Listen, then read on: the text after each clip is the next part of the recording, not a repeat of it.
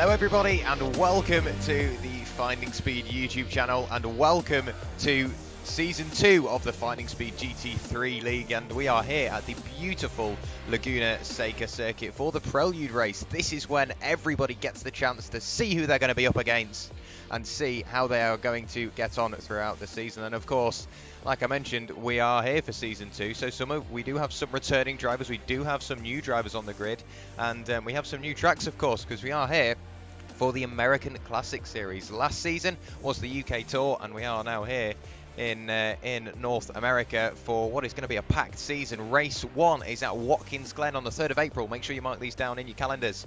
Race 2 is at Sebring on the 17th of April. Race 3 is at Daytona on the 1st of May.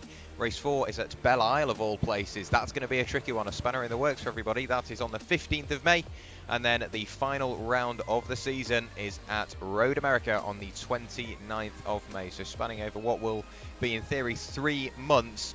We have got lots of talent and lots of horsepower raring to get going, and tonight we have the first chance to see them in action here, like I say, at the beautiful Laguna Seca circuit. Dare I say it, challenging as well. Lots of undulation changes, big curbs and various other bits for the drivers to deal with, so we'll have to keep an eye out for that this evening. In the commentary box this evening, as you can see, is myself, Jack Werrell. Nobody alongside me this evening or for the rest of the season as far as I'm aware, but I'm sure I'll be able to keep you up to date with all the action out on circuit. How about we get some live pictures? That sounds like a plan. We do have Billy Fletcher currently out and circulating, albeit it does say he's racing for Virtual Racing Compound, and that is not correct. So I'll make sure I get that fixed for you. We'll stay on blimp cam for the moment, as I'm having a few issues with the paints. So I will try and get that fixed as we go along. If we stay on blimp cam, they're not as prominent. So I will just make sure they get fixed as soon as possible. Sorry about that. You can see on the left-hand side of your screen at the moment, Mark Fletcher, the fastest car out on circuit for the Old Gal team in the 111 Audi R8. Currently, he has set a 120.737. You can see also at the top left-hand side of your screen, we have only got 5 minutes left of this 2-hour, 10-minute practice session. Qualifying on the way on top of the 1-hour race. So lots of track time for these drivers. The top 11 separated by a full second, and then thereafter it gets much closer. The top 25 separated by 1.8, best part of 1.9 seconds, and on such a challenging circuit like Laguna Seca, that is an incredible feat. So it looks like for a few of the drivers the liveries are starting to load, so that is that's a relief. So thank you for your patience. And there's just a couple of bits I do need to change on the overlay that I've noticed. Of course, this being the Prelude Race, it's the first time the drivers get to square up the competition and possibly get back in the car. It's also giving me a chance to get used to the overlay, because while I'm fairly familiar with the SDK live timing software, it sometimes decides to have a bit of a mare. So you'll be able to see on the left-hand side of your screen that there are a few little issues with the timing tower, but I will make sure I get them fixed as we go along.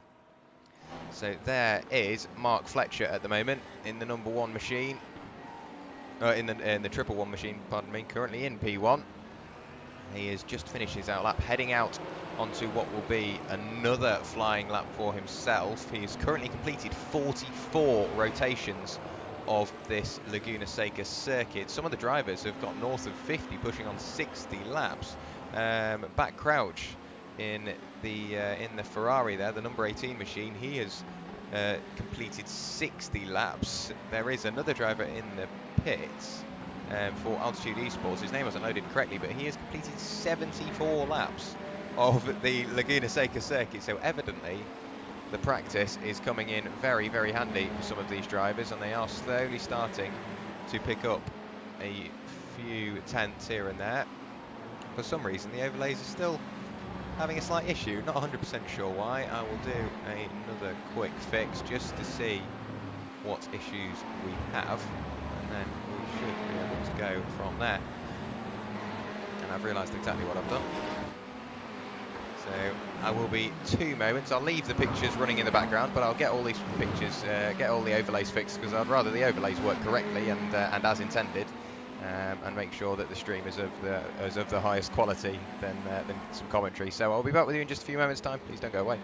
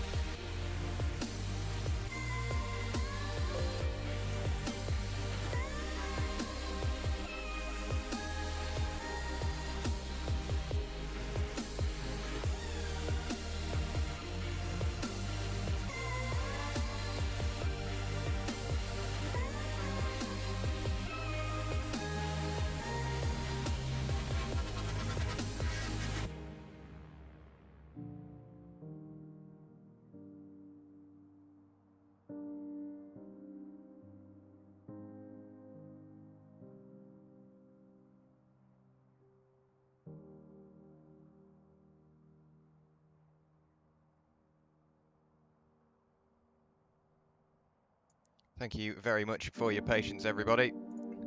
I do believe most of the issues are fixed, as it obviously is the first time or everybody is going to be out this season. It's nice to get all these issues sorted before the season starts. So if at a couple of moments throughout the stream I maybe go quiet or that message at the bottom of your screen now pops up once again, it's just to make sure that when round one comes around, the overlays and everything does work as intended. And for the moment, I thought we would be entering a qualifying session, but there's some sort of issue which isn't allowing us to swap over. So I'm just going to put you on a quick splash screen. It might be on my end, but if not, I will I'll see what I can do about that. Bear with me 2 more moments. Sorry about this.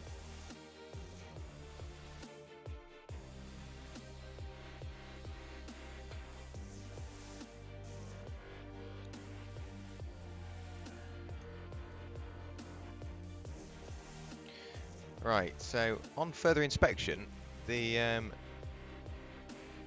session has decided to stop, and on whether that's happened for anybody else, I don't know. If you are a driver and you are in the chat, please do let me know whether that's happened to you. If it hasn't, then I will have to quickly leave and rejoin the session. But if you are a driver currently watching the stream, please do let me know in chat whether that issue has happened to you.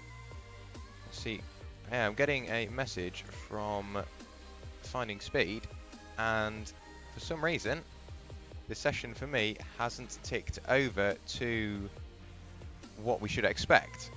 So I am sorry about this, ladies and gentlemen. It seems like there's been a lot of waiting around, and it's got to say, I've never had this before. I've never had it where this has happened. So do bear with me just a few more moments. I'll try and get this fixed with a quick relaunch of the session, and I will be back with you in just a few moments' time. Don't go away. So Paul L in chat saying it's been doing it all day. Thank God it's an iRacing issue and not mine. Thank you very much, Paul, for letting me know. I will be back in just a few moments' time once I'm back in the session. Let's hope that a quick relaunch of the session fixes it.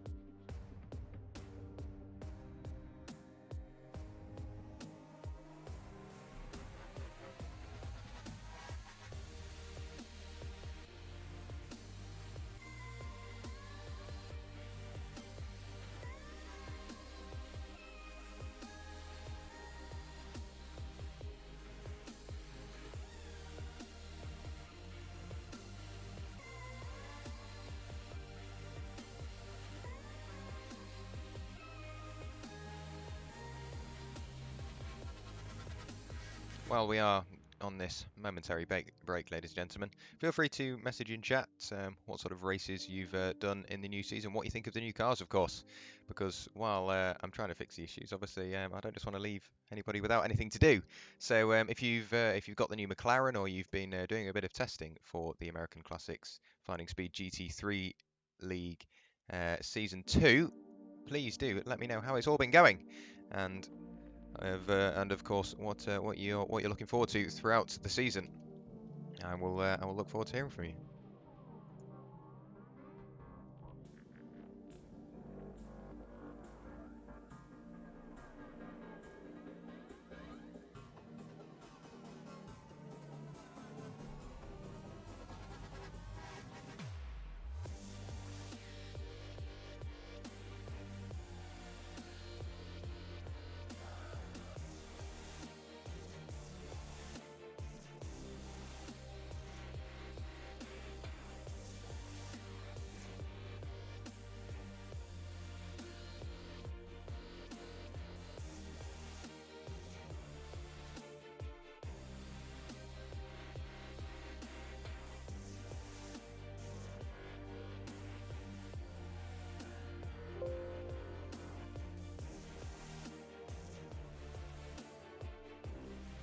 Right, so I'm just loading back into the session now, so we should have some live pictures with you shortly. Paul L in chat just letting us know that it does seem to be an iRacing issue, which is a shame. Let's hope that that gets fixed fairly sharpish. But I should have some live pictures for you in just a few moments' time, so don't go away. We should see some quality times up on the board in just a little while.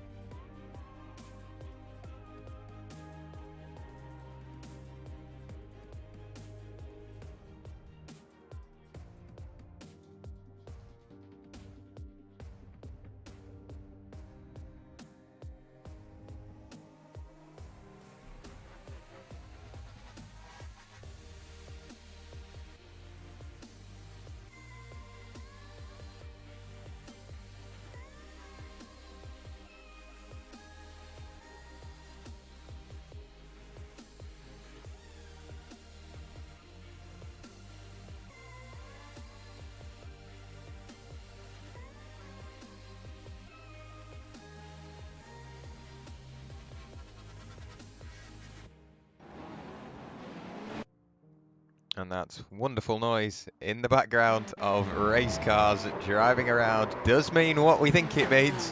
We are, in fact, live with some qualifying pictures. So hopefully, when it picks it up, and it does get rid of a little bit of lag. Wow, they're loud.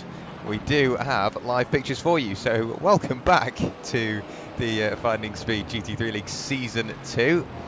And we are at the halfway point already of the 20-minute qualifying session. Currently looking at Pete Plastow for Werrell Racing Compound in his blue number 312 Ferrari. Just heading down the corkscrew through the final sections of the circuit. If I'm honest, it's nice just to see some cars out and circulating. At the moment, on a provisional pole position is Billy Fletcher with a 120.886. Great lap from himself.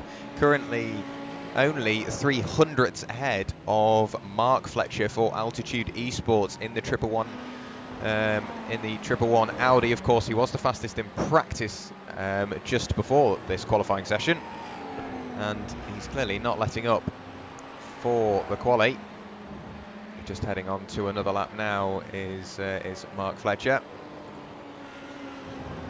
It's just a couple more names, of course. As soon as we get one issue fixed, it seems SDK wants to throw one at us now. So we'll try and get that one fixed as we go as well.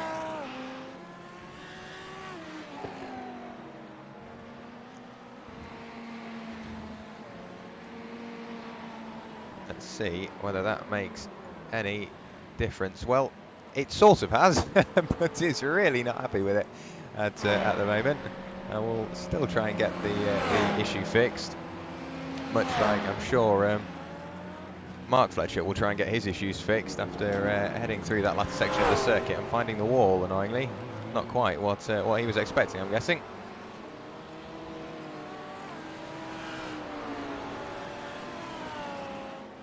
And still no fix for the names. I am sorry, ladies and gentlemen, it really shouldn't be this much of a pain, but it's deciding today of all days it wants to have a bit of a play around.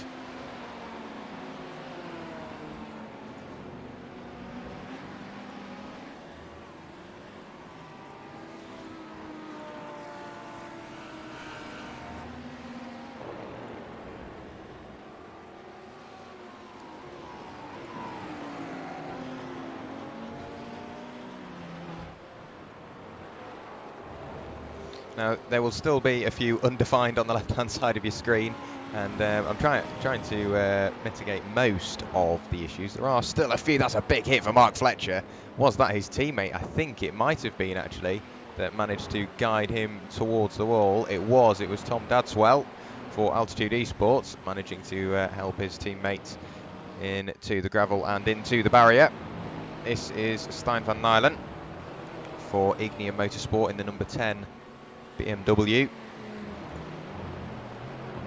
Just heading over the top of the circuit in towards the corkscrew rapid descent. Of course, the very quick left-right section of the circuit. Under the WeatherTech bridge we go in towards the final sector of the circuit. And is this going to be an improvement for himself? We'll have a quick look through. He has set personal bests on the final two sectors last time out. What does he do around the final corner? Keeps everything squared away, drives towards the line now. Does he improve upon his current P8? Crosses the line now, currently 4 tenths away from Billy Fletcher. Doesn't improve that time through, and is still quite the margin away. That is in fact 10 seconds slower, and that wasn't an outlap, I don't believe. So Stijn van Nijlen evidently with a few mistakes to make up for on this lap. Who else have we got out? It's very busy at the top end of the order. Currently the top 11 all out and circulating. Billy Fletcher, Mark Fletcher, Tom Dadswell. We're currently looking at Scott Kimbrough for Empire Racing in his number 2 Audi. Down the corkscrew we go once again.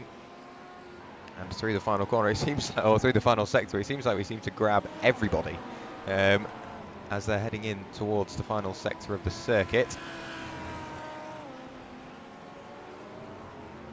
Having a quick look over at the left-hand side of my screen, because there are still a few bits that, of course, we do need to fix, so please do bear with me. If you spot something that doesn't look quite right, please do let me know. I am aware of the names on the left-hand side of your screen. It's just the other few bits that we need to try and sort out as we go.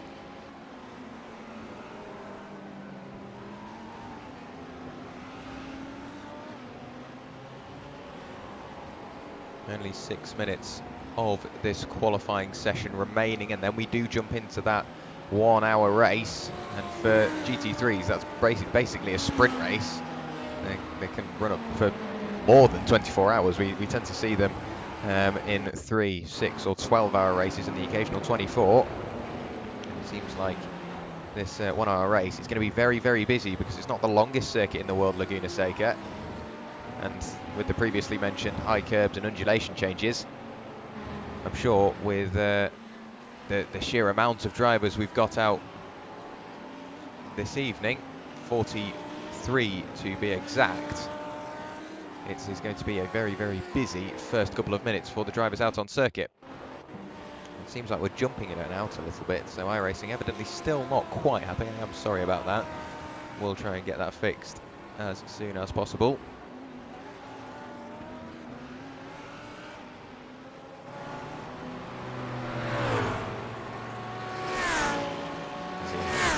Here, the beautiful V10 scream by,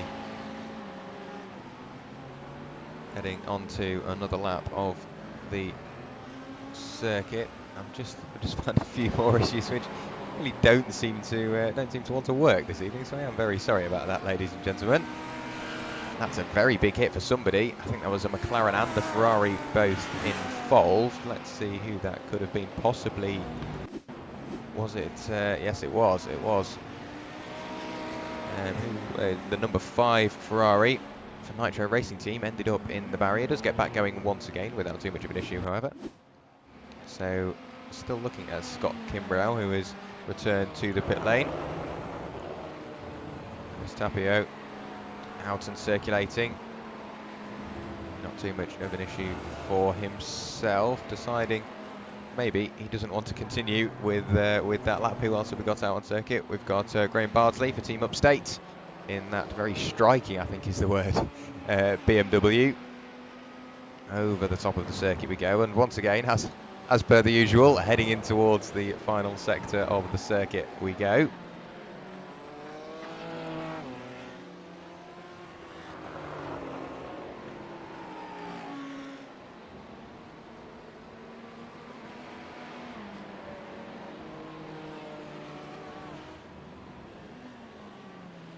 So David Bush, I've just noticed in the chat, has been awarded 5 iRacing dollars for having a mental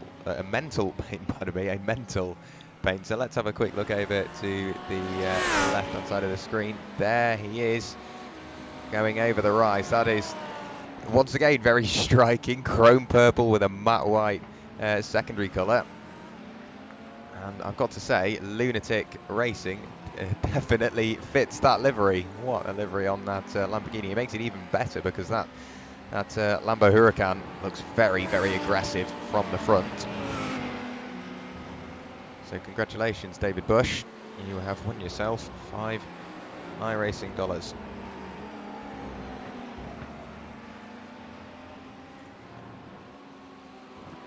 And I'm being told that there will be a few more prizes up for grabs throughout the evening.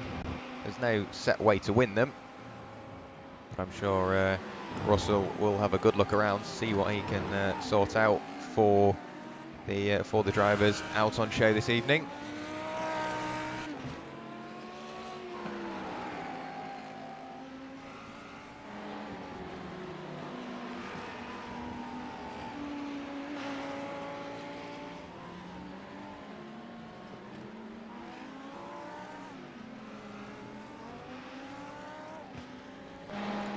So what I'll do is I'll set to, wow, that was very loud as it goes whizzing past my ear. I'll set to work on getting these names sorted. It may be quite the job.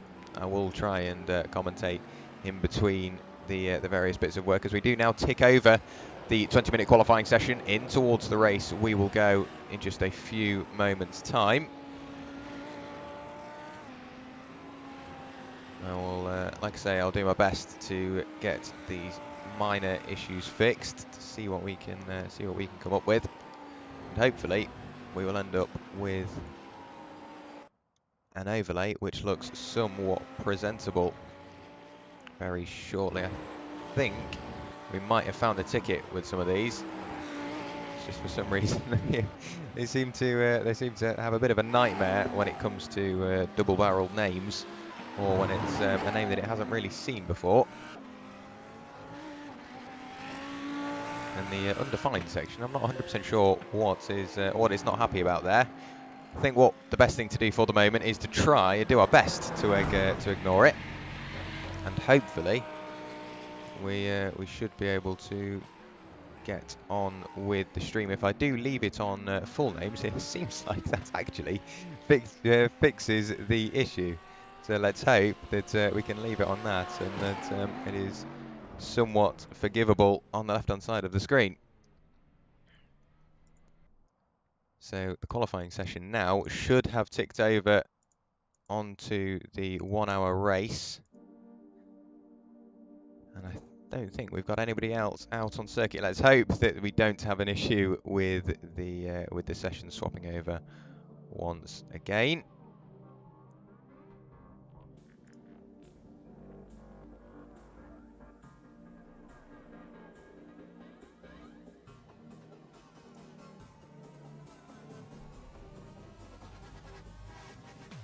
So please do let me know what you prefer in the chat. Of course, we do have various things we can do with the left-hand side. You can see we've got the last names at the moment, and we do have the full names, and we do, in fact, have the grid available to you now. So currently on pole position is Billy Fletcher with a 120.646. Not 100% sure why it's so bright at the bottom end, at the bottom of the grid. I will try and get that fixed. Mark Fletcher lines up alongside, just under a tenth behind. Tom Dadswell starts on row 2 with Scott Kimbrough for company. Row 3 is made up of Steve Mello and Ted Bradbury. Then is Stein van Nylen, Alex Crater, Stephen Brumfield, Scott Rister, Braden Coates and Chris Tapio round out the top 12. We'll go back another few rows. Nick McLaughlin lines up in 13th with Benjamin Warburton alongside. Then it's Pete Blastow, John Dinkle, David Bush, Graham Bardsley, pardon me, EJ Nixon. For some reason it says Jones, but I don't 100% believe that it's Richard Jones. In fact, that's another quick thing we'll have to fix before round 1. David Gowrie, for Centurion Racing, lines up in 21st with Igor Bembik alongside. Then it's Jim McIntosh with, it says Gannon. That is not correct, it's Patrick Gannon. Sorry about the issues with the overlay this evening. Then it's Juan Calea, Brack Crouch, Travis Valdez, Rob Rodriguez Jr., Bill Peck, and it says Peck again, it's Alex Peck alongside. Then Luke Davis, Tom Bosworth, Simon Chester, Timothy Bry, Aris Papadopoulos, Alex Wright in 32nd, and we should only have a few more to go. Yep, Colin McKenzie, Kansas Gentry, Andreas Helgaard, Dan Okoranza, Dominic Lidden, Patrick Lowry, and it says Brown again. It is in fact Graham Brown and then Russell Barnes at the very bottom of the grid. I'm not sure whether we'll see Russell out on circuit, but we'll get the music turned down as we are about to go green here at Laguna Seca for the Prelude Race in a lap's time, of course. I've just noticed safety car at the bottom end of the screen, so we do in fact have a warm-up lap, a full warm-up lap of the Laguna Seca circuit. Billy Fletcher leads the pack away. Russell in chat saying Billy Fletcher wins himself 5 iRacing dollars for the fastest lap in qualifying. So the pole position, the pole man, Billy Fletcher, has won himself 5 iRacing dollars. Well done to you, sir. All 0x drivers will earn 5 iRacing dollars as well. So let's hope that we do end up with a fair few 0x drivers, because it does mean we'll end up with a clean race. It looks like everybody is managing to negotiate the tight, twisty Sector 1 of Laguna Seca 2x2 fairly cleanly this evening, which is always good to see. Absolute train of cars. They've only just finished going through Turn 1. Billy Fletcher has already gone through Turn 5, now heading towards Turn 6. So it shows just how big the grid is here this evening.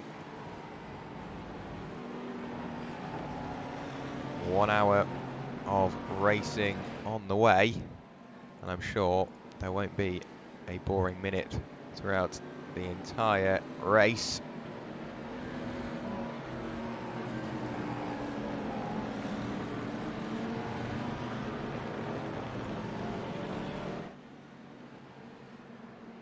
I'm sure the drivers are eager to get going, of course, with the break between Season 1 and Season 2. I'm sure they're desperate to get back racing once again. And I would be too, when you've got this huge pack of cars behind you, having all that horsepower at your advantage as well, of course, in that Lamborghini. Seems to be the preferred car. I'm sure Billy Fletcher is just raring, chomping at the bit to get going. We're coming around the final corner now for 1 hour of racing. Billy Fletcher puts his foot to the floor and dives towards the line as we go green here at Laguna Seca for 1 hour of racing in the Prelude Race of the American Classics Finding Speed GT3 League Season 2. Billy Fletcher remains in the lead for Turn 1, but he goes very, very deep on the brakes. That opens the door up for Mark Fletcher side by side in towards Turn 1 now. And it is the Lux Sim 24 Esports car that does remain up at the front. Steve Mello has had a bit of an issue. He's dropping back rather rapidly. There's a bit of contact in the background. Let's hope all remains as is. But look at that lead gap already. There is Billy Fletcher being hounded by Mark Fletcher. Tom Dadswell following along. And there is Scott Kimbrough. And look at the huge gap behind. 3 seconds back to Ted Bradbury now. So the lead quartet just disappearing into the distance. And it seems like they are going to try and follow suit. However, when you've got thousands of horsepower raring to get past you, I'm sure that'll be quite the challenge for Ted Bradbury. Chris Tapio for RPM Racing, over the top he goes with a train of cars following along. Scott Rister had a little look to the inside. He's under pressure from Nick McLaughlin. It's an absolute car park now. There's a VSR car pointing backwards. I think that was Steve Mello that got caught up in that. It was indeed. He's now rolling towards the Armco. There were a few other cars involved. Alex Crater has had an issue for Luxim 24 Esports. He's backwards. There's another Ferrari going towards the gravel now. So Alex Crater in the number 26 machine does get back going and does continue on. Who else was that? I think that was Andreas Helgrud that got caught up in that issue. Let's have a look back to see where he is. There is Andreas. Backwards down the corkscrew he goes. Grabs reverse and tries to get back going once again. Russell Barnes there, obviously starting at the very tail end of the grid, and he does nudge. I think that's Todd Bosworth. It was indeed. So the privateer entry gets hounded and helped towards the barrier.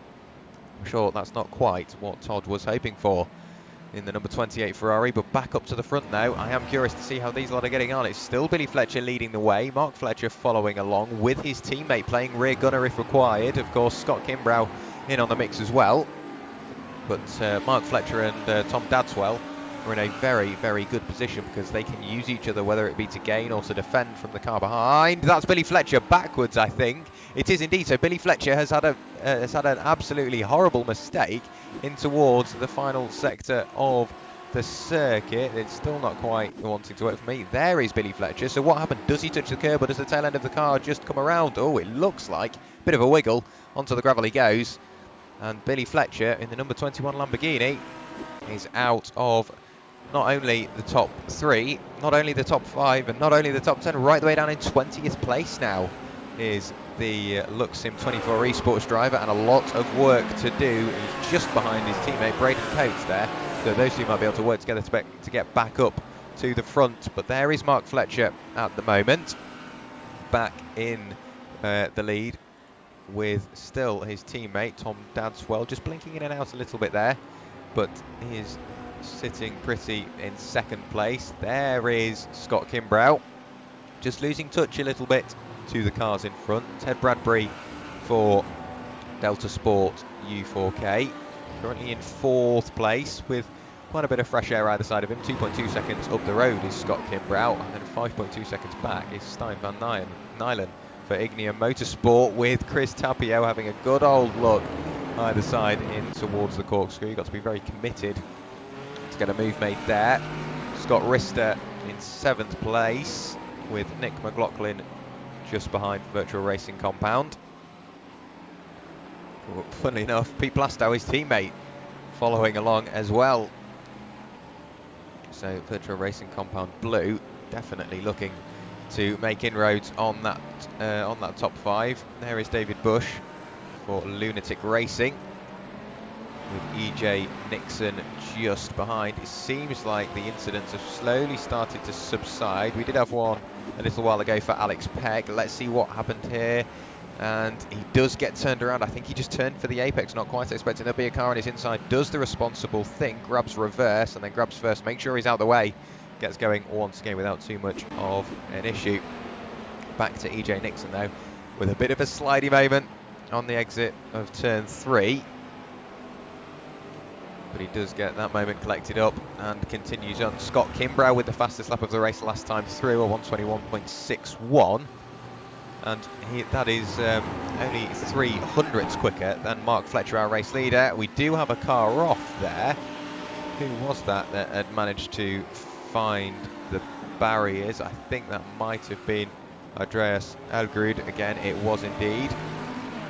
And he's now just got a absolute train of cars to let by before he can rejoin the track safely. It's great to see his patience there, making sure he doesn't get in the way of anybody. But it's still Mark Fletcher leading from Tom Dadswell, Scott Kimbrough and Ted Bradbury just about on the coattails of that battle. Stijn van Nijlen continuing on, another fastest lap of the race for Scott Kimbrough, 1:21.488. Then it's Chris Tapio, Scott Rister, Nick McLaughlin, Pete Blastow, David Bush, EJ Nixon, Graham Bardsley, Benjamin Warburton, Richard Jones, David Gurry for Centurion Racing, and then the Team Upstate car of Patrick Gannon, who's got quite a formidable force catching him. There is Billy Fletcher, of course, pole sitter and short race leader. I'm sure he is absolutely furious with himself for that little mistake. It cost him so dearly. That was a bit of a blink there for him, possibly for me as well. But let's hope that Billy Fletcher does get back up towards the front, because I'm sure a battle with him in it will be quite a spicy one at that.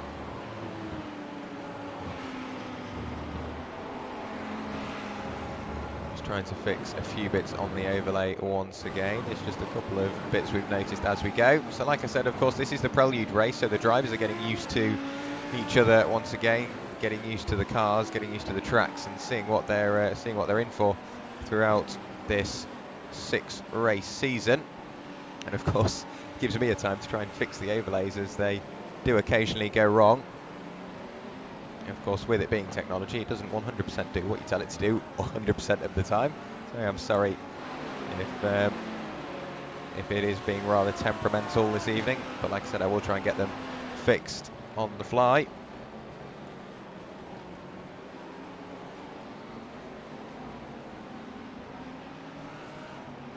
And I'm hoping most of them have decided to start working for me. So at the moment, Scott Kimbrough still chasing down that lead duo, the lead Altitude Esports cars, setting a purple sector 2, a personal best sector 3. So he's definitely doing what he can to get up to the front. Closest cars we've got on circuit currently, Alex Crater and John Dinkle side by side there as they go up their hill. That was John Dinkle for Freakley Motorsport, and Alex Crater for Luxem 24 Esports just getting the better of him there as they enter sector 2 of the circuit. That's a puff of tyre smoke. Let's hope nothing's gone wrong. We've got a Ferrari parked on the left-hand side of the circuit. Not 100% sure what happened there. And then you can see the flamethrower that is the McLaren in towards the corkscrew. And there's lots of dirt being kicked up, so the drivers all pushing the limits. Ted Bradbury setting his personal best lap of the race, 21.660. That is very competitive up that end of the order. Mark Fletcher setting a purple sector 4, so the lead cars are gradually getting quicker. Nick McLaughlin and Scott Rister have just changed positions, I believe. So that's Nick McLaughlin promoting himself up into 6th place. Currently gained 6 places as Nick from where he started. Sorry, Nick up into 7th place, gained 6 places, like I said. The number 62 VRC Ferrari. Pete Plasto couldn't quite follow suit that time through. We'll have a little look slightly further down the order. There is Alex Peck, the privateer entry. For some reason it does say Peck.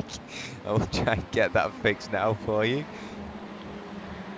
I've got to say, while it does seem to have its moments, SDK, it can make you laugh occasionally as well. Let's see whether that makes any difference. Of course it doesn't. It will decide as and when it wants to make as and when it wants to work.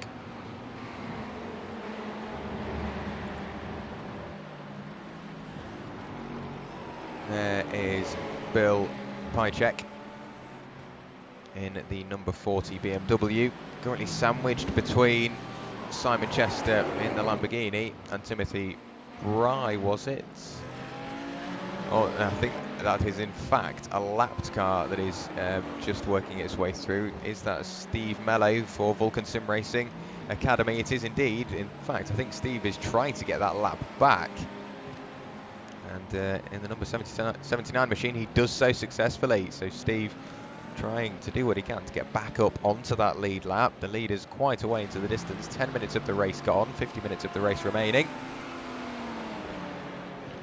And for the moment, it's all looking rather tame. As I say that, that was some rather heavy contact in the background. Let's see whether we have a car off somewhere. Do we have another camera angle of the corner? We do. Not 100% sure what happened there. Whether you heard it or not, I don't know. And let's see what happened to Dan Ocaranza. Does he touch the curb? Does he touch the gravel? He does touch the gravel, and then hard into the tyre barrier. Thankfully, I think that saved him a little bit. He does have a lot of damage on that car, and he did, in fact, return to the pit lane. Patrick Lowery has had an incident, is still not wanting to play ball the overlay. Patrick Lowry, please. There we go. So let's see what happened here. Through the Andretti hairpin we go, just over rotates the rear of the car and ends up pointing backwards. Grabs reverse, and then can he negotiate his way around the Ferrari gearbox? Does grab first and then gets back going again, uses a bit of pit exit. Let's hope that doesn't get him a penalty for that pit exit. There he is in the number 11 machine, continuing on without too much of an issue. Back up to the front though, still being led by Mark Fletcher. Well, that's changed, hasn't it? Mark Fletcher is now in the lead, everybody. Let's have a quick look back to see how they managed to do that. I didn't even see them get close, if I'm being 100% honest. So they've done it very quietly. Just having a quick look to see when he managed to work his way past Scott Kimbrough and of course Tom Dadswell. He had to get past both of them, so I can't see when they did it. I'll have a little look through as we go along, but we do have a new leader. There is Mark Fletcher in the Altitude Esports Ferrari, Audi, pardon me, definitely not a Ferrari, but Scott Kimbrough has managed to work his way past Tom Dadswell and has left Ted Bradbury behind as well. So I'm not 100% sure how Scott Kimbrough has made up that many positions, or made up that position in that short amount of time, but he has done so successfully. Whether Tom Dadswell had some sort of an issue, I don't know, but he's massively dropped back to his teammate. Not 100% sure what happened there. Here is a slight incident for Tom Dadswell, still chasing down Mark Fletcher at this point. Goes very, very hot into the quick right-hand king, very sideways into the gravel, extremely well held, and that is the change of position. That is what let Scott Kimbrough past. There is Scott at the moment in the number 2. I think there was a little bit of a connection issue there, everybody.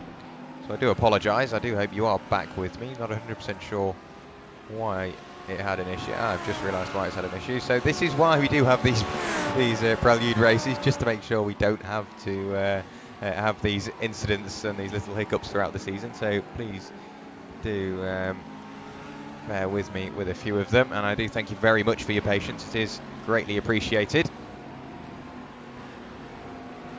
I'll have a little look further back. There is Nick McLaughlin, who is still in 7th place, ahead of Scott Rister, then David Bush. So it seems like Pete Plastow in the number 312 Ferrari has lost a position there, now down into 10th place. Graham Bardsley on his way for Team Upstate in the number 77 BMW.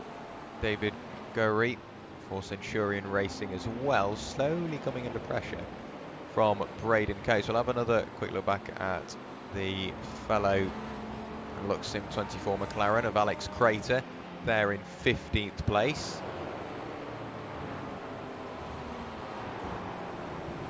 I'm just having a look down the order for Billy Fletcher. I think he might have had another incident because he's right the way down in 31st place now. So I don't remember seeing anything ever pop up to say he'd had an incident or he'd had a bit of a gravelly moment, but he evidently has, to end up right the way back there, I believe. I can't imagine Billy having that sort of an incident, and I've figured out why. So we look back a little while, there is Billy Fletcher in the pit lane. So he had a little incident before that, I believe, as well. So he's got some traffic in front. How did he decide to negotiate this? I think that was out of sympathy there for Billy. He was trying so hard to get past and then realised he wasn't quite going to get it slowed down. Did what he could to avoid them, so props to Billy for doing so. He decided to put his own race at risk to make sure he didn't ruin somebody else's, so great sportsmanship from the number 21 Luxem driver. But that is why he ended up right the way down in 31st place. I think we may have to make that 30th place in a second, as he's on the inside of Timothy Bright for Team Upstate. Through turn 1 we go, down towards turn 2, the Andretti hairpin. And it seems like that position is secure and down in history now, because Billy's just disappearing already. He's already pulled out a full second to Timothy behind now. So he's on an absolute mission, is Billy. Like I say, making amends for that previous incident. There is David Gurry and Braden Coates having a little bit of a ding-dong for 12th place respectively. So it's BMW, or McLaren on BMW at the moment. What can Braden do behind the wheel of that number 14 machine? Through the final corner, that will be an off-track there for David. Runs very, very wide, kicks up some gravel for good measure. Over the start-finish line we go for the 13th time of asking. In towards turn 2. And it looks like Braden Coates is eyeing up his moves here, looking for where possibly Graham Bardsley is going to be slightly weaker, and then decides for future reference where he wants to make that overtake. And Rob Lancaster corrected me in the chat. I did realise, mate, that yeah, Mark Fletcher is still in the lead of the race. It was just Scott Kimbrough and Tom Dadswell that changed position. That's a Ferrari hard in the wall. Who was that has had the incident? I think that could be Graham Brown. Let's have a look to see how this came about. The number 30 Ferrari over the corkscrew, over-rotated his way on the way in, and that just carried the extra momentum down the hill and into the tyre barrier he went. So that's so unlucky for himself. Back to the lead though, Scott Kimbrough under pressure now from Tom Dadswell. Mark Fletcher disappeared into the distance, but Tom making amends for his mistake earlier on. Number 38 machine looking to get back into P2. Bringing with him, however, Ted Bradbury for Delta Sport U4K. Around turn 3 we go, in towards turn 4. And at the moment, it's looking like these drabs are only going to get closer. We'll have another look back to Benjamin Warburton here, looking around the outside of Stephen Brumfield. Does he get the move done there? Almost. Managed to get him on the cutback, but can't quite get the legs on the BMW. Look how much quicker the BMW is on the straight. I'm sure that was aided by the good exit he got. But then on the brakes, the Ferrari reels him back in. So Benjamin Warburton doing exactly what he needs to do at the moment, just sitting on, applying the appropriate pressure, seeing what he can do into forcing a mistake from Stephen. And if that can't happen, he's had all this time behind him to decide where he's going to make that overtake. So Benjamin Warburton sitting pretty in 19th place at the moment for RPM. Back up to the front now, Scott Kimbrough under ever harder and more intense pressure from Tom Dadswell and Altitude Esports.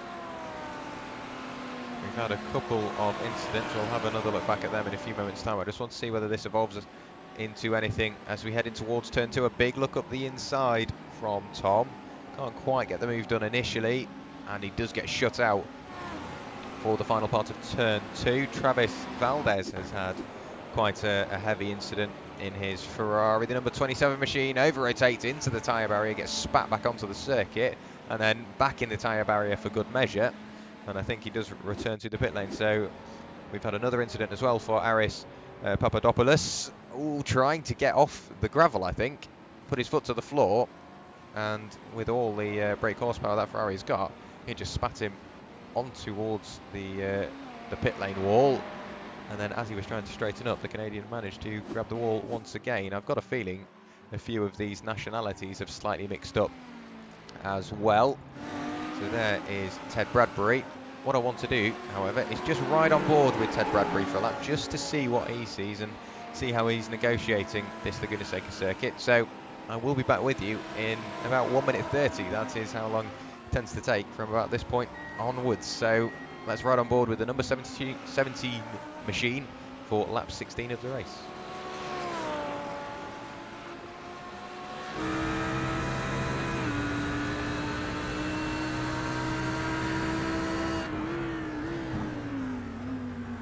And I did want to just leave him to it, but Ted Bradbury now up into 3rd place. He did manage to get past Tom Dadswell and now making his intentions known on Scott Kimbrough. So let's enjoy the latter part of this lap from on board Tom Dadswell, because he's now got 2 cars in front of him and he is pushing to get that position back.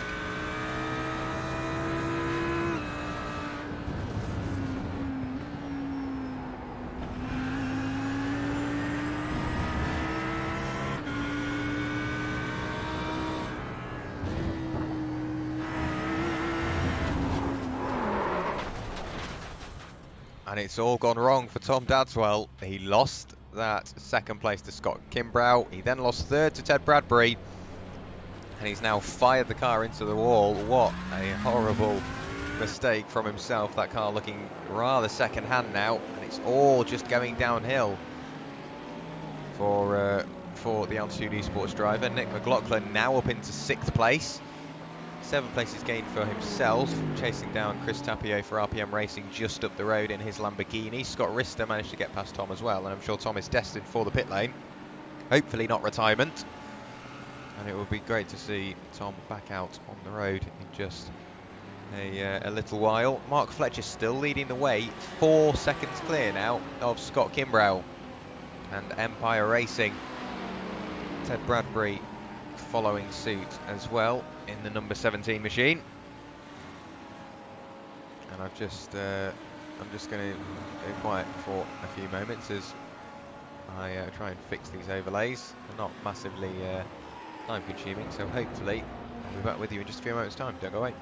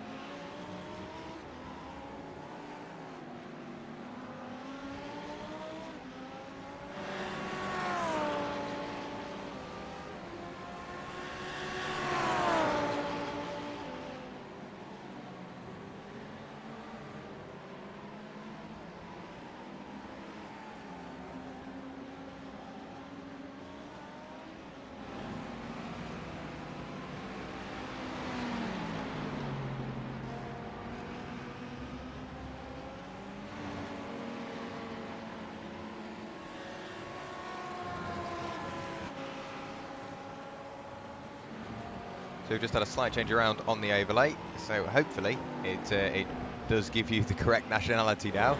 So there is Mark Fletcher, the Brit, after fixing that in the lead in the 111 Audi. We'll take this time just to rattle you down the order from top to bottom. Then it's Ted Bradbury for Delta 4 U4K, pardon me, in the 17 Audi, followed by Scott Kimbrough in the number 2 Audi. So it's Audi P1, P2, P3 at the moment. Seems to be the car for this circuit. However, of course, with the complexion of the race changing in the latter parts, when strategy may end up playing a part as well, we've got to think, is that going to be as dynamic as the rest of the cars? Who was that off the road? It looked like the stranded RPM Ferrari of Benjamin Warburton. So let's see what happened now. Just a slight touch of the gravel. Good avoidance driving from everyone around him. And Ben just sits on the outside and does return to the pit lane. Such a shame for himself and RPM Racing. Let's hope we see him back out. I know we've got Rob Lancaster in chat, a fellow RPM team member. We do, of course, still have Chris Tapio out and circulating, so I will make sure we pick Chris up as we go.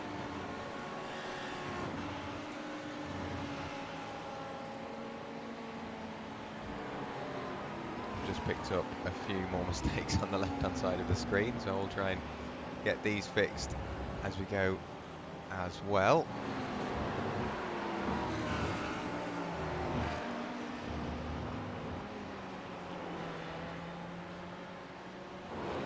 And once again, thank you for your patience as we do get these fixed, because as I'm sure you're aware, with it being a new series and a new season, of course, it's always helpful to get everything fixed as early as we can.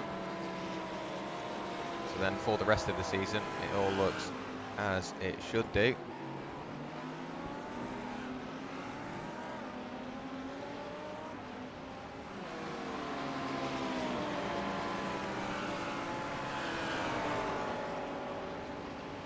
We'll have a little look further back. Closest cars on circuit at the moment are David Bush, Graham Bardsley, David Gurry And Alex Crater, Russell Barnes getting in on the mix in the background as well. Quite a good little pack of cars here, led by Graham Bardsley and Team Upstate in the 77 BMW. David Bush for Lunatic Racing sat there in 11th just behind. So this is the battle for 10th place. There is David Gowrie tucked underneath the rear wing of that Lamborghini in towards turn 2 we go. It's going to have to go the long way round. There is contact. I was going to say there's going to be contact with Alex Crater. Alex just about taps the tail end of David Gowrie, just enough to spin him round. Russell Barnes lets that accident happen in front of him and continues on. So great stuff from Russell, continuing on without too much of an issue. Right the way up in 13th place. Remember, he started from the very tail end of the grid. So great stuff from Russell. I think he might be posting his perspective in the week as well. And of course, make sure you keep an eye on the Finding Speed YouTube channel where you are at the moment for updates and setups and various other bits of great content that Russell produces. So make sure you like, subscribe and turn that little notification bell on, as Russell of course streams as well throughout the week, so you're never bored here on the Finding Speed channel. Currently sat in 13th place, and I'm sure he's not bored, with only being 3/10 back from Alex Crater and only getting closer. So as it stands, we still have, let's just have a quick look over at the left-hand side of the screen. I do believe we still have 37 cars, make that 39 cars out and circulating. So it's nice to see everybody is having a good old time, apart from David Bush, I'm sure, after he was helped around by Russell Barnes, and then I think collected by, who was that? Was that Igor Bembic that had a bit of an issue? No, I'm trying to figure out who that was, but let's see what happened again. So Russell Barnes was on the inside, maybe washed out slightly wide, left very little room for David Bush. Or David Bush turned in towards the apex, maybe not fully aware that Russell was on the apex, and then gets a bit of a nudge from a Ferrari as well. Does he continue on without too much of an issue? I hope so. There he is. Bit of a wobble heading up towards sector 2. But it looks like that car is performing as it should do. Back a little bit further, down to 18th and 19th place. This is Colin McKenzie for Lunatic Racing. And then Juan Manuel Galea for Nitro Racing Team sat there in 18th. So the Spaniard doing what he can, currently up 7 places. If you look on the left hand side of your screen now, you will see who has gained what, and that just puts into perspective the achievement. Russell has had this race 33, now it was 32, but Chris Tapio's in the pit lane. 33 places gained for himself. Of course, he does still have to pit, I'm assuming, make that another one. I think that is 34. Graham Bardsley has been put backwards into turn 2, and that's the second time Alex Crater has nudged a BMW in towards turn 1. So I'm sure Russell is hoping that it's just BMWs that Alex Crater has got it out for. Russell flashing his lights, whether he's just saying, right, come on, keep it clean now, or I'm coming by, make sure you're ready, sort of thing. But Russell hot on the heels of Alex Crater, and Alex makes that mistake. So just that little flash from Russell, and I'm sure the attentions of Russell just behind has left Alex Crater with a lot to make up. And then another incident there. Who was that had a nudge with him? I think it might have been, let's have a quick look over at the left hand side. I thought it was Alex Peck initially. Alex Crater back off the road once again. It is Alex Peck that has been having these incidents. So unlucky, he's been left with nowhere to go for most of these. He's just been picking up the incident points. Alex Crater off the road once again. So really struggling to get that car hooked up and going. I'm sure we will see Alex peel off into the pit lane this time by, whether it be to pick up a fresh set of tyres. Of course, those ones have pretty much done a lap of Laguna Seca purely on the sand. In towards the pit lane we go as expected. So the number 26 Lux Sim machine does pull into the pit lane. It's still Mark Fletcher in the lead, with Ted Bradbury following along. Scott Kimbrough still there in 3rd place. Stein van Nylen for Ignium Motorsport there in 4th, up 3 places from where he started. Nick McLaughlin up 8 and still pushing forward. So the Canadian behind the wheel of the number 62 VRC Ferrari in 5th place at the moment. It's such a shame that his teammate Pete couldn't really follow him through. Talk about commentator's curse. I'm so sorry, Nick.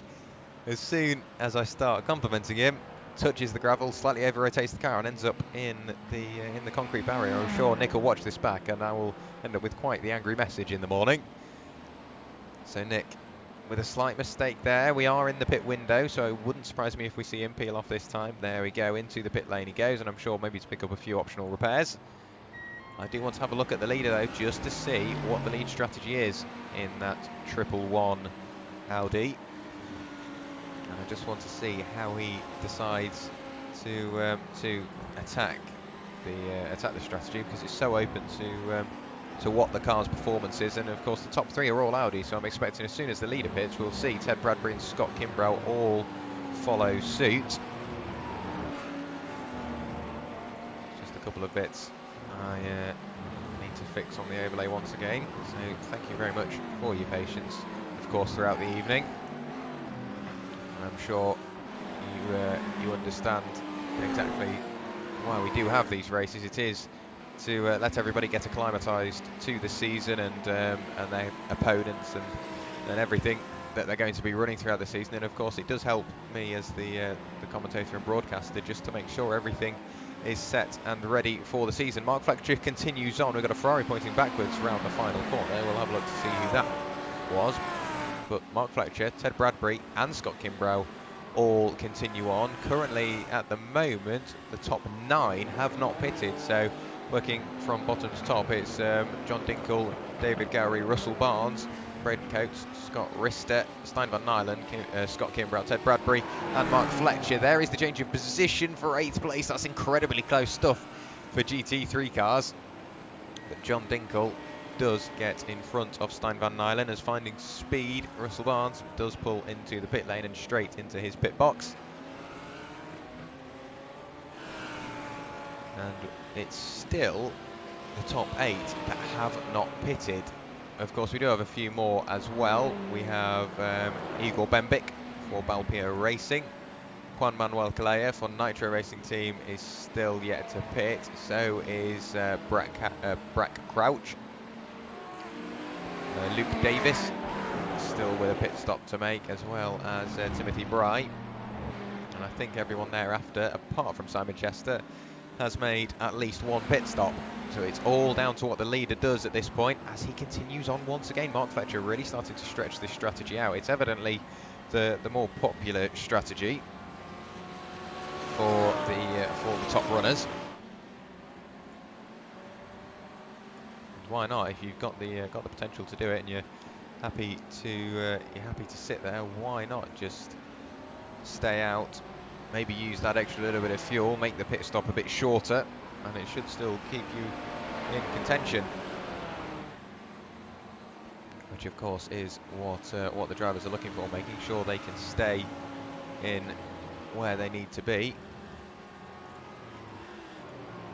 Just a couple more bits I do believe I will have to fix on the overlay, just to make sure everything looks as it should do.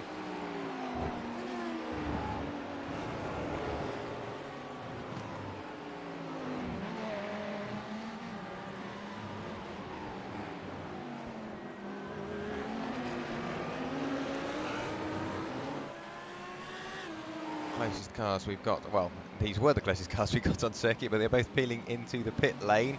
These are the closest cars we've got on circuit that are in fact racing for position. Tom Dadswell and Nick McLaughlin.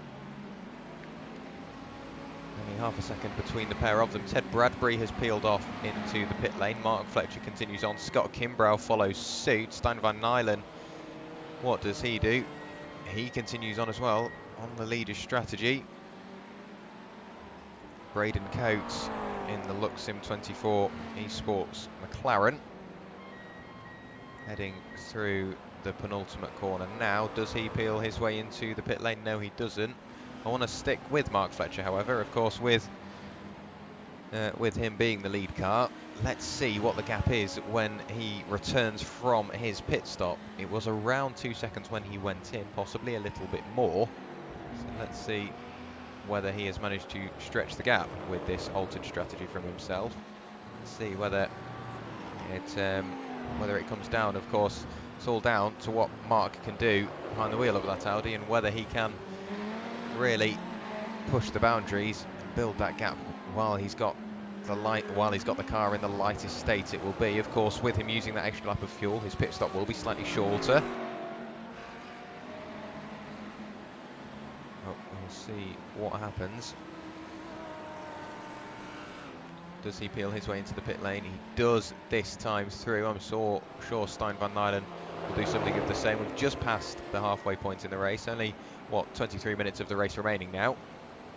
So I'm going to take this time just to take a quick break and try and fix a few of the issues and just go for a quick comfort break. Now I'll be back with you in just a few moments' time. Don't go away.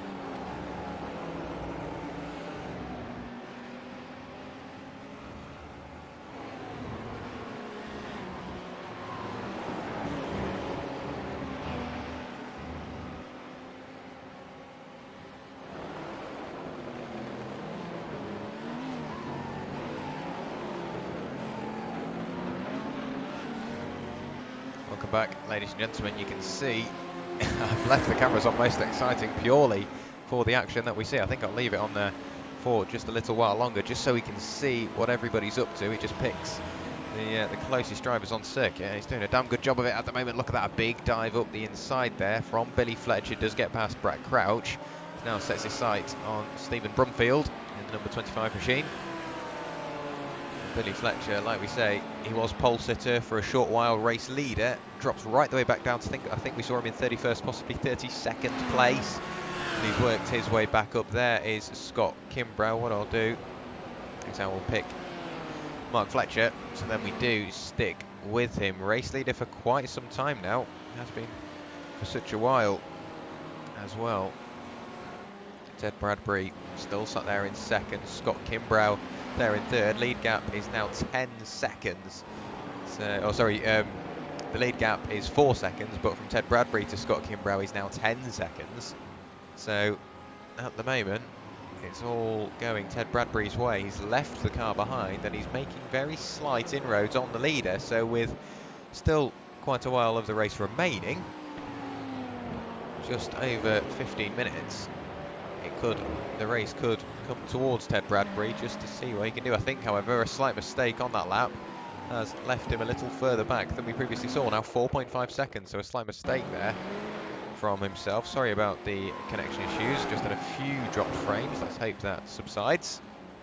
Closest cars on circuit, currently looking at Stephen Brumfield, still with Billy Fletcher following along, chasing down Igor Bembic.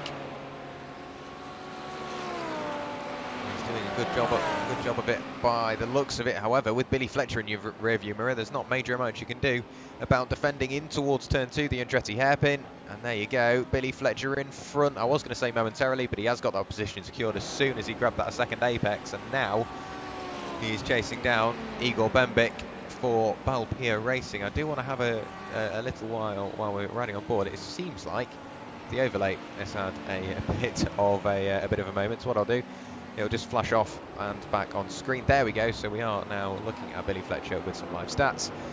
So currently in 20th place, chasing down Igor Bembic. And I just want to see how he does. Whether he goes for a move that we've seen him do before. Igor very wide there as we went on to the back straight. I think that's the Rahal straight. And loses the position there, pretty much gives it to Billy Fletcher. So Billy continues on now in 19th place. The top two have lapped everybody bar the top 17 at the moment. Up the road is Richard Jones, currently there in 17th place. So the top two are really doing what they need to do just to bridge that gap to the cars behind, while also putting a lap on everybody in the book. Currently Mark Fletcher is on lap 33 of the race, just going onto it now. Now with 15 minutes of the race to go, it's looking like he's fairly secure in first place. Still 15 minutes, like I say, so the race isn't over till it's over. But that gap, that lead margin is extending now, 5 seconds almost. Adrift is Ted Bradbury, who is leaving Scott Kimbrough, so it's getting rather boring up at the front. There is Igor Bembic, who has lost out, I believe, to Stephen Brumfield, so those two have traded places. Nick McLaughlin has had a slight issue. Well, let's see what happened to the VRC Ferrari. Through the quick left kick, just doesn't quite turn in time. Does he grab the tyre wall? Yes, he does. Side impact. Hopefully that hasn't caused too much damage there. He lost out to Braden Coates and Russell Barnes. So Russell is now right up in on the mix. He is in the top 10, up 35 places in the number 43 Ferrari. So doing exactly what he needs to do, doing it in the best way. So great stuff from Russell to not only just to start at the back and work his way through the various incidents, but he has done exactly what he needs to do, just getting past people, letting them make the mistakes for him, and then just squeezing past as and when he needs to. So Nick McLaughlin quite a way back, and he's only losing time now. So Russell, he's sitting pretty there. Just got a few more bits I'm trying to figure out. I think what I'll do is, if you spot an issue, let me know, but I'm more or less going to ignore them now until we get to round one. I'll do a bit of work in the background to make sure that the overlay looks as expected. Thank you very much for your patience this evening. I can't say thank you enough. You really have been very appreciative of the changes, I hope. Of course, like I say, it is very complex software, and we've got to try and change it on the fly. This is what has happened to Patrick Lowry, the number 11 machine. Once again, he's been caught out like that once this race, and narrowly avoided there by Nick McLaughlin. I actually think that could have possibly been Pete Plastow, his teammate. It was indeed. So Pete, narrow escape there, managed to work his way past. Who was that? Sorry, Patrick Lowry. Pete with quite the comeback drive at the moment. Who is that off the road? That's Nick McLaughlin with a mistake. Did he hit the wall? I don't know. It looks like the tail end of that car maybe picked up a slight bit of damage. Let's see what happens. Tap the gravel. And does he stay out of the wall? No, he doesn't. Hard hit into the wall. Loses the bonnet. Well, in theory, the frunk, because it is mid-engine, that Ferrari. But that has promoted Pete Plastow into the top 10. So it's one VRC car swapping for the other in 10th place, and it's all coming unravelled for Nick. One mistake has led to another, and he's just lost a bit between his teeth. Who are we going to click on then? It looks like Richard Jones has had an incident, and he has indeed. I was literally just about to click on him because he was having a little bit of a ding-dong with Juan Manuel Calleja.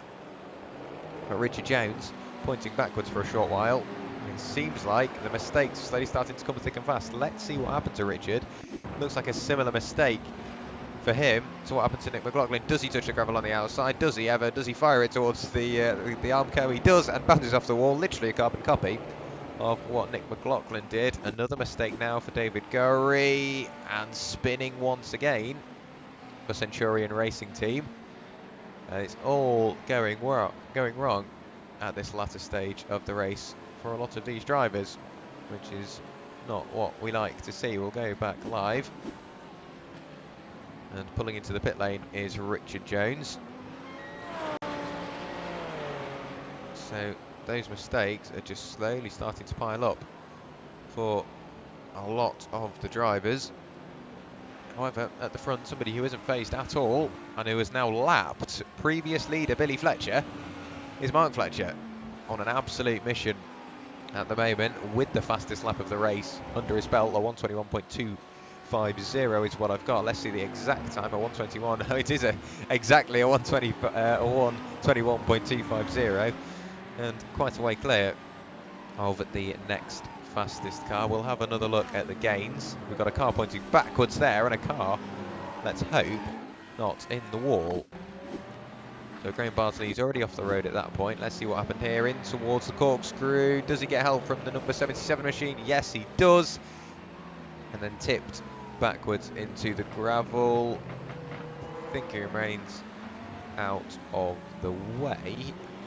And he's trying to get back going. Just can't quite find the time to do so without making contact. I think that was Patrick Lowry that helped him. And then that was the second hit we heard. Into the wall went Graham, and he's now destined for retirement, I fear. Closest cars we've got on circuit is actually the battle for third place at the moment. There is Scott Kimbrough, pardon me, in the number 2 machine, diving towards turn 2. Was being chased by Stijn van Nijlen, but he's been held up, and Scott Kimbrough has played that traffic directly into his advantage. And the reason why I think those lapped cars aren't moving out of the way, they're not required to, it's preferred if they do, but they're not required to, is because David Gowrie and Brett Crouch are in fact battling for 18th place, while Stijn van Nijlen and Scott Kimbrough were trying to battle for second place. There's contact with the car in front. Stijn van Nijlen goes squeezing through. David Gowrie goes off the road in avoidance of Brett Crouch. What happened there? Did Brett get help from David in towards turn 6? I do think he did. We'll have to have another look back just to see what happened. And then, yes, it looks like he does get quite the hit there, and ends up just stationary in the middle of the road. Grabs reverse to make sure he's well and truly out of the way. I've got to say, there have been some very sportsmanlike drivers this evening, just pulling their way off the circuit just to make sure they don't get in anybody else's way while they are having a little bit of a moment. There is Juan Manuel Calleja under pressure from Stephen Brumfield. So it's BMW on BMW at the moment. We'll see which one comes out on top. 10 minutes of the race remaining, less than now. Only 8 minutes in theory. So the race has really started to rattle by. 38 laps of, well, 37 laps completed. On lap 38 now is Mark Fletcher.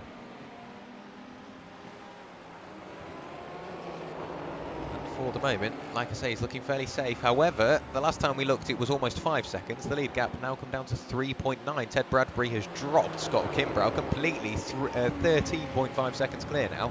Last time we looked, it was 10. So Ted is on an absolute mission. Tom Dadswell has set a purple sector 2, as Mark Fletcher sets a purple sector 4. So evidently, while the cars are getting lighter and lighter and lighter, the track's getting more and more rubbered in. Look at this side by side now for Stephen Brumfield and Juan Manuel Calleja. It does put Stephen Brumfield out on top, and the drivers are only getting quicker. These two are still the closest cars out on circuit, and for the moment I think it's going to remain that way, apart from Luke Davis and Brett Crouch. They're still just over, or just under a second apart, so there's quite a bit of time between the pair of them, but they have slowly been getting closer, so we'll have to keep an eye on them just to see how they get on. Around the slowest corner of the circuit, when they put their foot to the floor, they are chasing down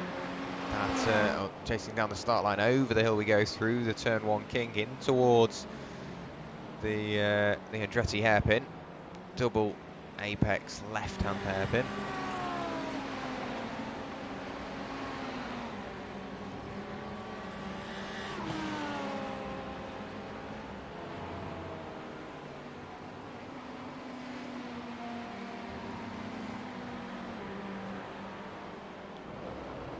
Still just a few bits. I know I said I was going to ignore them, but it's rather difficult to ignore a few issues, which of course they are on me. I should have picked up on them. The trouble is, the only time we really find the issues is when we're out and circulating and we're already live. So once again, I am sorry about the issues. I will try and get them fixed on the fly, and I'll do a bit of work, like I said, in the background, just to try and make sure that round one at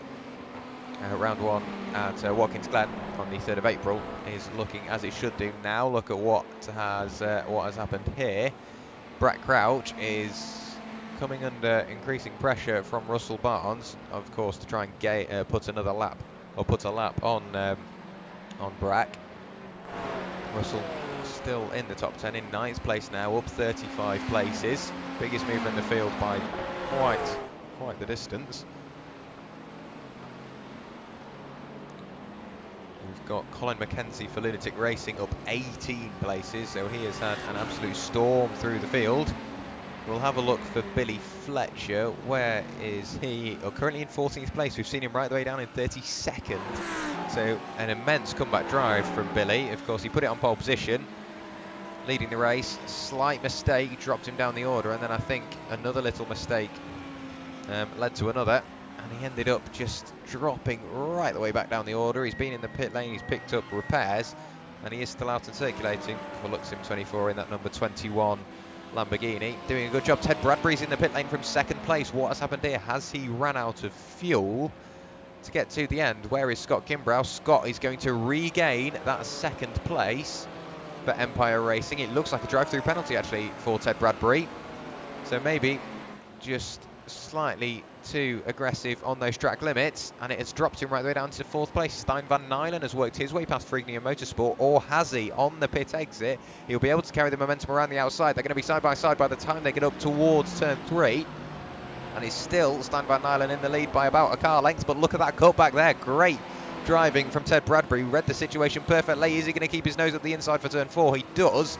And they're still side by side. The BMW will have the legs on the straight, however, and it does mean that Stijn van Nijlen will have the inside line for turn 6, and Stijn is just about in front So in the final 3.5 minutes of the race, the final step of the podium is up for grabs. Scott Kimbrough must be well happy with himself, gaining second place back because of a drive-through penalty. It's going to be a big dive on the brakes, I think, from Ted Bradbury. Had a look cut across the nose there from Stijn van Nijlen, read the situation as he should, and does build that gap just a little bit, just gets a bit of breathing room. The BMW, like I say, it's rather fast on the straights, maybe not quite as settled in the corners as the Audi. Of course, the Audi likes to steer its way around the corners with the rear, with it being rear-engined.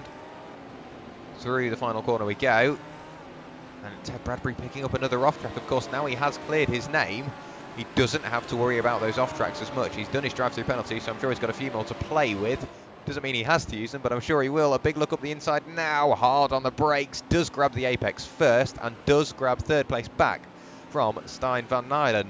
So a change for third place on what will be the closing laps of the race. And Ted Bradbury, wow, this race has suddenly got very busy for him, because while he's got in front, he's got to make sure he's hot on his mirrors, because traffic can still play a part in this battle. Can he hang on to third place in the final stages of the race? There is Tom Dadswell chasing down Chris Tapio, and up the inside he goes. Tom Dadswell now up into 5th place, so great stuff for him. Of course, his teammate Mark Fletcher in the lead. Tom Dadswell has been right the way up there in 2nd place. He's made a couple of mistakes and he's dropped him right the way back. He's worked his way up to 5th place in the number 38 Audi, and he's just, like I say, he picked off Chris Tapio for RPM Racing. Further down the order, everybody's getting much, much closer. Nick McLaughlin chasing down John Dinkel for Ignia Motorsport in the 229 Lamborghini. Luke Davis there for the Old Gal team, chasing down the privateer Ferrari of Brad Crouch. Hot on the heels is Luke. Well, he was, I think, maybe slightly outbraked himself in there, and that gap has opened its way up to about a second. Closest cars we've got on circuit are the ones that have just traded places, Chris Tapio and Tom Dadswell. Really nice livery. I am a fan of that RPM livery on that Lamborghini. Makes it look really, really aggressive, so great stuff from the boys back at RPM. Patrick Lowry has had another little incident, and once again the tail end of the car just breaking free, and then does get help from the Ferrari as well. I couldn't quite pick up on who that was when it happened. Once again onto the gravel he goes, does Patrick, to try and make sure he stays out the way of everybody. Back live with Chris Tapio, and he is no longer within touching distance of Tom Dadswell. However, Nick McLaughlin and John Dinkel are getting ever closer together. If Nick does manage to get past John, it will promote him up into 11th place and only 1 position back from his teammate Pete. Another good livery on that VRC machine. I am a fan.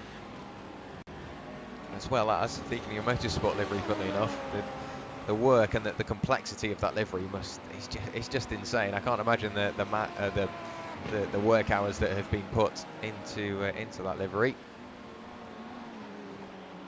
And I'm sure if we have a look, we are on the final lap of the race, ladies and gentlemen. So 1 hour of racing has just screamed by.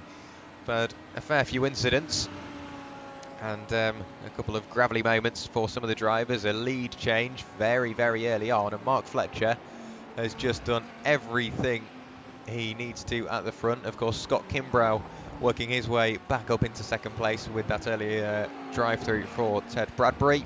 Stijn van Nijlen gave it a good go to get on the podium, couldn't quite make it. Tom Dadswell working his way up into 5th place on the lap prior from Chris Tapio. We're getting more and more incidents. Simon Chester has had an absolute lark on that final lap. 3 incidents have popped up, and then he returned to the pit lane. So it's all gone wrong for Simon Chester, but it's all gone right for Mark Fletcher here at Laguna Seca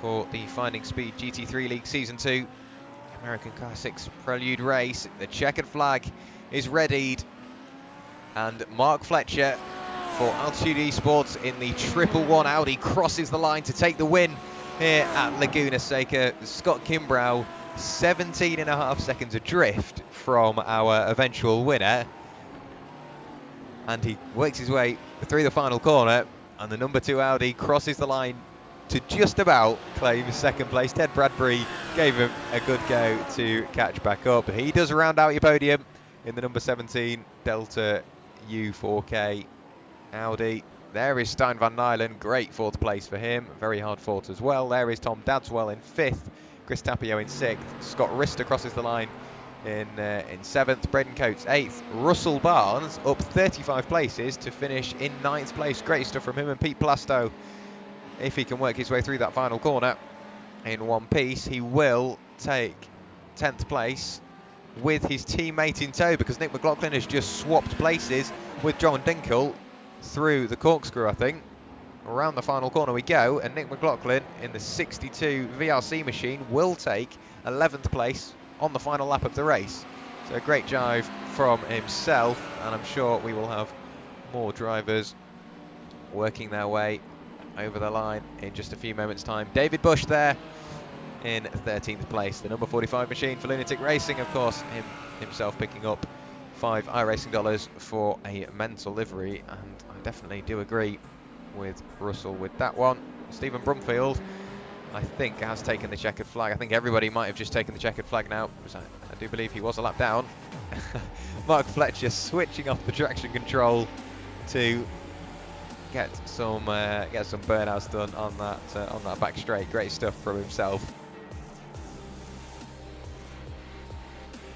And I'm sure we will have some results available for you in just a few moments' time. I don't believe we have anybody yet to take the checkered flag. EJ Nixon crosses the line now, and I think he'd already taken it. Tom Bodsworth, Todd Bosworth, pardon me, has already crossed the line, and we do have results available for you, so we'll get them up on screen. There we go. So Mark Fletcher takes the win for Altitude Esports in the 111 Audi. Scott Kimbrough in 2nd place, 16 seconds adrift.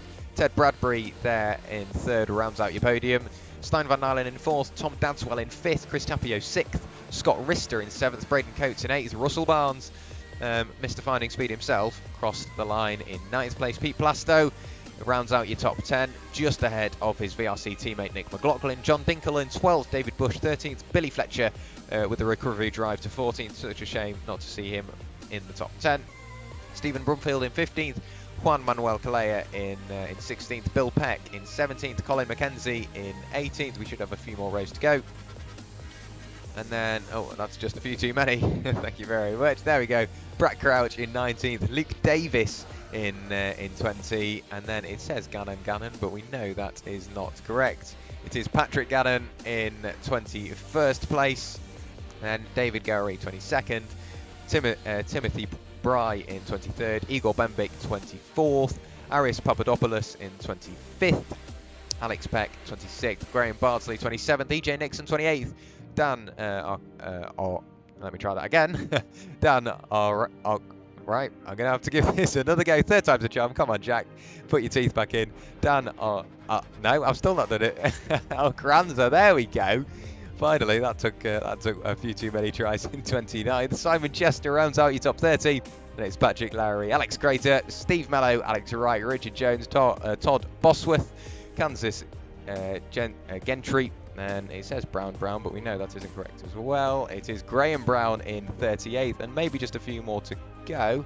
No, it seems like that is all we got. There we go, it does keep up. Benjamin Warburton in 39th, Rob Rodriguez Jr. in 40th, Travis Valdez 41st, Andreas Helgrud in 42nd, Jim McIntosh in Jim McIntosh, I should say, in 43rd, and Dominic Linden in 44th. And I'm sure we will have some some drivers waiting in the interview room. So let's have a quick look over just to see who we've got to bring in.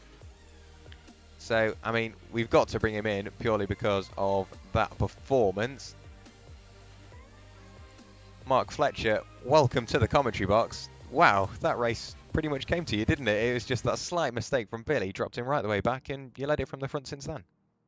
Yeah, you know, there's when you've done a couple of practice sessions with these guys, you could see that there was going to be 6 of us running at the front, and yeah, fair play to Bill. That was a mega qualifying lap. I didn't have a 6. 7 was the best I could do. Well, I've got to say, you definitely made up for it in the race. Of course, you took fastest lap of the race as well, a 1:21.250 dead. So you found the pace in the race, and you did lose your teammate Tom Dadswell. Of course, he was playing rear gunner for you for a little while, trying to fend off Scott Kimbrough. But that slight little mistake, it just dropped him further back. Was that something that was playing on your mind, knowing full well you don't have any help from behind anymore? Yeah, I mean the guys like Scott and Ted as well. They were definitely keeping me honest. I know the gap was what 2.5 seconds, but you know, around Laguna and especially with traffic like that, you can't take it for granted. But yeah, the idea to do this championship is just to keep our hand in for World GT and you know support Russ and the guys here at Finding Speed. Well, I've got to say you did a great job at doing that today, and yeah, I can guarantee the 6-race season is going to be even busier. And yeah, you mentioned traffic, of course. Laguna Seca, it's not the longest circuit, it's not the widest circuit, but with 44 cars, I bet it feels a lot shorter than it actually is. How would you say you dealt with that today? More just aggressive, decisive, and make them move out the way almost, or was it literally pick your points and see what you can do about it? Yeah, I'm the other way when it comes to traffic. I don't like putting, especially when I had a little bit of a lead. There's no point putting pressure on the guys if you don't need to. You know, they can see that you're coming up behind them. So yeah, I was just waiting for my time, biding it. They're going to let you through at some point, and then just put a quick couple of laps in to try and get that gap back up. Which yeah, what we did. Yeah, absolutely. You did a great job up at the front, and you managed to negotiate the traffic successfully, and it led to an eventual win. So well done. Before we let you go, is there anybody you'd like to thank or shout out while you're live on the Finding Speed channel? Yeah, just all the guys at Altitude. We've done a bit of testing for this, to be fair. So yeah, it's good to see that we were up at the front, which is nice. And the two sponsors for the team, which is SimRacing Studio and Sim Stickers. And thank you to you guys for broadcasting it, and welcome, Jack. Thank you very much. Great stuff, and I'm sure you've made the sponsors more than happy today. And we'll see you on the 3rd of April at Watkins Glen. Brilliant. Cheers, Jack. Thank you very much. Mark Fletcher there, great guy, and an even better driver. And it's just a standout performance from himself. Didn't really put a foot wrong, to what I can remember. But I'm sure we'll have somebody else to bring in. We've got to bring him in. We'll bring in most of the podium. Scott Kimbrough, welcome to the commentary box. And yourself and Empire Racing. I'm sure you've got to be pretty happy with that. Solid 3rd place was on the cards, but a slight mistake from Ted Bradbury gave him a drive-through penalty. You picked up 2nd. He hounded you to the line, but he couldn't quite get you. Yes, that was very intense for being 55 minutes or so into the race. I was hoping to be on cruise control and just finish the race, but it was great fun, great race, and I got a little bit fortunate at the end, but it was really an enjoyable race. I like this track a lot, so it worked out well. Yeah, and you say you like the track, but how do you like it when there's 44 other cars on what is not admittedly the widest circuit? We spoke to Mark, and he said he was quite decisive with his moves, but very careful, very conservative, made sure he didn't put a back marker in any sort of tricky situation. How did you negotiate the traffic today? Talk us through what you thought. Yeah, I pretty much tried to approach it the same way. There was a lot of cars that would, be cognizant of if you were coming to lap them or come around them, but others were not so accommodating, so you had to kind of pick and choose your spots, be extra careful. There were a couple of times where cars in front of me actually went off track, and I thought they might spin directly in front of me. So that's difficult on this track because you put a tire off and get in the dirt, and the car spins pretty easy. So that can be challenging for sure. But I was actually shocked to see that I had 0x at the end of the race, so I think that worked out all right. Well, I'm not sure whether you 100% know, but I think all the 0x drivers, if you finished on no incident points, you do actually earn yourself 5 iRacing dollars courtesy of Finding Speed. So another little bonus for you there. But 3rd of April, round 1, we go to Watkins Glen. What's your perspective on that circuit? Love it, hate it? Talk us through. My perspective is not as good as this one. As I mentioned, I enjoy this track. Don't enjoy that track, so it might be a little bit of a polar opposites for me, but I'm going to try to work on finding a little bit more speed in the next couple of weeks. But it's historically not a track that I enjoy or am exceptionally fast at, probably because I don't enjoy it that much, and I know a lot of other people do, and that they're very fast on it, so it'll be a challenge for me for sure. Well, we'll look forward to seeing you there on the 3rd of April. But before we let you go, is there anybody you'd like to thank or shout out before we kick you out? Yeah, thank you very much. I'd just like to thank Russell and for putting the league together.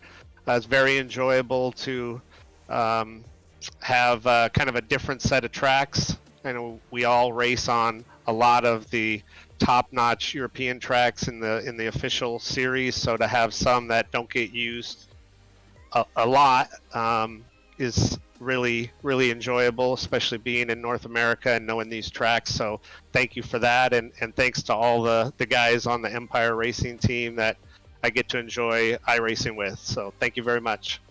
Great stuff, and yeah, we'll see you in a few weeks' time at Watkins Glen. Looking forward to it. Thank you. Bye bye. Scott Kimbrough there, 2nd place finisher, and the last man we're going to bring in. We've got to bring him in. We can't miss him out. Finding Speed, Mr. Russell Barnes. Welcome to the commentary box. Wow, 35 places gained, and with what was quite a hectic race at a few points, you just worked your way through the traffic, kept your head on, and it led to quite a good result. Sat there in 9th place. Yeah, man, that was really good fun. 35 places. That's pretty epic. It's actually my car number as well. It's a sign, Jack. It's a sign. Well, if of course we go to Watkins Glen, which is slightly more open, it's slightly wider. I've asked the previous interviewees as well what they think of that. What do you think of Watkins Glen? Because, like you say, you can only gain 35 places if there's more than 35 cars. I think we had a 44 car grid here this evening. Very tricky circuit to overtake when there's not many, but when there's a raft of cars and a raft of different experience and talent, I'm sure it was quite a challenge. What do you think is going to be in store for you at Watkins Glen? Yeah, well, Watkins is honestly, it's one of my favourite tracks. It's probably my absolute favourite track, so I'm super excited about it. It's just got a really great flow to it, and there's lots of really cool little overtaking opportunities here and there. So yeah, it'll be really interesting, sort of trying to go 2 wide through the S's and see who can hold on to it the longest. I think it's going to be really good fun. But yeah, we've got some great tracks coming up. But Road America for the finale is going to be epic as well. That's just awesome. Yeah, and of course we did the UK tour in season 1. What made you decide to make the leap over the pond to North America for this season? Was it more put over to like fans vote and drivers vote, or was it just thinking, well, they've got a good range of tracks, they've got a few that you don't see, a few that you do see, and I'm sure we can mix it in there? Yeah, I mean, it was always the plan to sort of do like a few seasons. Start off in the UK, come over to America, and for season 3 we'll do some European tracks. And yeah, I just thought, it's a slightly different format. It's a little bit of fun. And it offers a little bit for everyone from all over. We've definitely got a lot more American drivers this season, that's for sure. Hardly surprising, but yeah, I just thought it would be like a nice little fun format. Well, it's brought in one hell of a crowd, I can tell you that much. And of course, like you say, it's a 6-week season, or a 5-race season if you don't include today. And of course, you get 1 drop round as well. So do you think the championship is going to be slightly closer than last season? Because in theory, 4 point scoring rounds and an even closer table of drivers compared to last season, it's going to be quite tricky to stand out, isn't it? Yeah, it's going to be super tight. I mean, the Rose brothers ran away with it last season. We've definitely got a few real standout drivers this season, but we've got more championships. Last time it was just a solo championship. This time we've got 2 solo championships, the pro and the rookies, and we've also got a team championship, and we've got 11 or 12 teams that are going to be duking it out. The 2 top scorers from each round in their team will score points. So the team championship, I think, is going to be really quite exciting, actually. Looking forward to that unfolding. Yeah, like I say, lots to look forward to, and 5 more races to deal with for these drivers, and hopefully it cleans up slightly. Not saying it was dirty tonight, but I've got to say a few drivers, they got their elbows out. It was good to see, because you don't normally see that sort of confidence behind the wheel in a GT3, so it's nice to see different aspects of GT3 racing. And once again, well done for those 35 places gained in that top 10 finish. Before we let you go, anybody you'd like to thank or shout out while you're live on your own channel? Yeah, well, look, everyone who's watching, everyone who took part and joined the league. We've got a whole bunch of first-time league drivers here. So hopefully, those of us that have done leagues before can show those guys, a good time. We can all have a laugh and have fun. And thanks to you as well, Jack. For doing the commentary, mate. I'm really excited to watch the broadcast back. I know that there was some iRacing related technical issues early on, but hopefully that'll all be good come next race, which is in 2 weeks' time, guys. Like Saturday week, we'll be here again, same time. So yeah, awesome. Great stuff. Well, thank you very much for joining me in the commentary box, and well done once again, and we'll see you in 2 weeks' time at Watkins Glen. Cheers, Shaq. That was Russell Barnes there, aka Finding Speed, and like you mentioned, we've got a 5 race season: Watkins Glen, Sebring, Daytona, Belle Isle, and Road America. 2 weeks' time, 3rd of April, same time, same place. We will be back live once again, and you might have heard me mention we do have a drop round. Of course, with it being a 5-round season, you are allowed 1 drop round. That was put over to drivers' vote. They decided just if you want a week off, you can have one, and your points won't be taken into account for your drop week. So your lowest scoring points round will just be null and void. However, it cannot be the last round, so you've got a choice of Watkins Glen, Sebring, Daytona, or Belle Isle to not attend to. I'm guessing Belle Isle might not be the most popular for some of the drivers, so they may take that into consideration. And of course, we do have the 1 hour race layout throughout the entire season, so we've got pit stops to look forward to, we've got strategy options to look forward to, and with there only being a 60% fuel limit, we've got so much to consider as well. I'm pretty sure everyone will stay on the same set of tyres, but you never know. Lots to look forward to. And I'm sure you've got those dates in your diary, so make sure if you don't, you do. But if you do, thank you very much, and I'm sure we will see you very, very soon. But thank you very much for watching along here today on the Finding Speed channel. You were watching, as you can see at the top, the Finding Speed GT3 League Season 2, the Prelude Race here at Laguna Seca. I've been Werrell. Thank you very much for watching, and we'll see you in 2 weeks' time. Bye-bye.